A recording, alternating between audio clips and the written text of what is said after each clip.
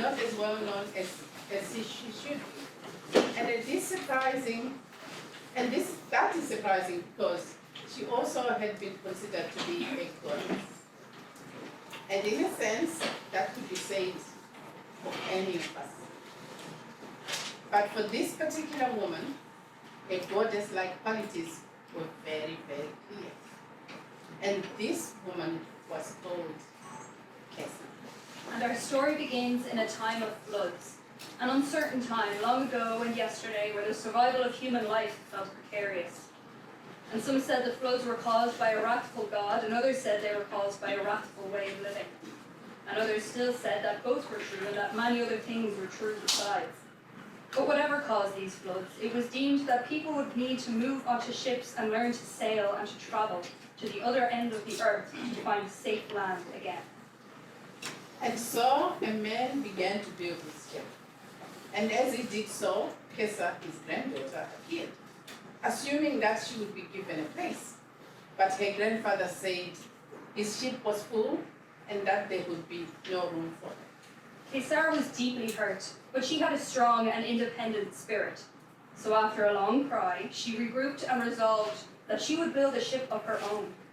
Shipbuilding was not exactly top of her skill set, so this was no small endeavour. As she worked away each day with flooding imminent, she realised that she would need friends to help her and that she would want friends to be with her on her journey. And so she assembled others, women of great skill and wisdom, to help her build. And soon, such a gang of women cast had gathered that they knew one ship would never be enough. And so in the end, 3 ships were built. And when the boats were built, and 147 women were ready to set sail, 3 men, Big, Fintan, and Ladra, appeared, hoping to catch the lift. Cessair, being a kind and open-hearted nature, said yes and offered to bring them on the journey, on the condition that they would acknowledge her as the leader. She set sail for Inishfall, land of destiny, or Ireland, reasoning that as Ireland had as yet been unpopulated by humans, no sin would have been committed there. It would have been safe from the flood, just in case the wrathful God theory were true. They set forth from an area that now we would call Egypt, and the ships were small and the waves were big. They suffered illness and fear and the stress of confinement. Though they loved one another, they longed for the other friends and family they had to leave behind. And they longed for the feeling of earth beneath their feet, and particularly for the Egyptian earth, for the earth they had grown upon. Their journey would take them out of Egypt, along the River Nile and into the Mediterranean Sea, and then up the west coast of Europe. And when they emerged from the Nile into the Mediterranean Sea, the waves were so large that they feared their little ships would be overwhelmed. And indeed, as bravely as they battled the storm, when they emerged from the mighty waves and the mighty clouds to the calm sea on the other side, only one ship remained. And now the waters were calm, but the grief was huge.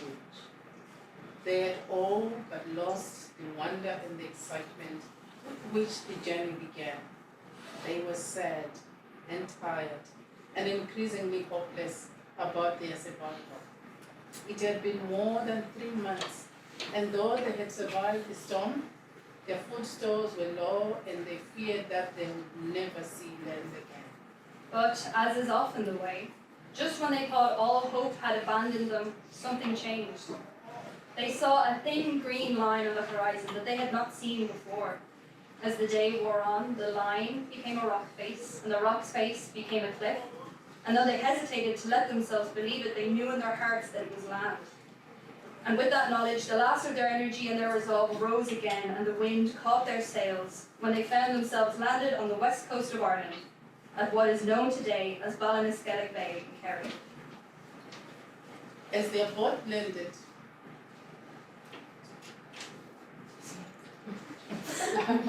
As their boat landed, they marvelled at the green of this island, the rich and fertile land, the moist air, and the vast empty spaces. And they began to settle and to make it their own.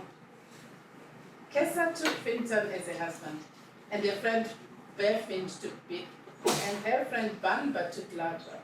And then Cessair instructed the other women to divide themselves evenly between the rest of the men and to populate the land with them. Bith and Ladra were quite overwhelmed by the responsibility of impregnating 16 or 17 women each. And the story goes that they died of the pressure. This left Finton alone with all 47 of the women. And he felt completely unable for that task. So he fled by transforming himself into a salmon and plunging into a nearby river. And from here, the ending of her story is debated. As we've explored Cessair's story and learned more about her, we've come to believe that in a sense it never ended, that in a sense she is still with us. We believe that she and the other women worked very hard to build homes and gather food and to learn about the plants and animals of their new land. They still missed the soil of their childhood and often felt that their hearts were split in two, divided between the land of their past and the land of their future.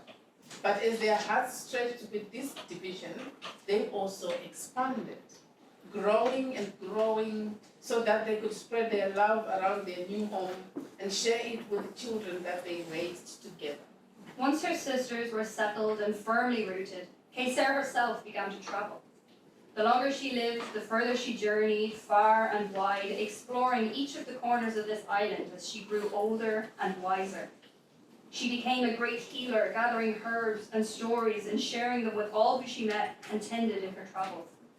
She lived to a very old age until her heart became so expansive that it burst, brimming over and scattering itself throughout the island, so that finally her body and soul were received by the land that she had made her home. And that is why, anywhere in Ireland, if you listen closely, you can feel her love and hear her wisdom.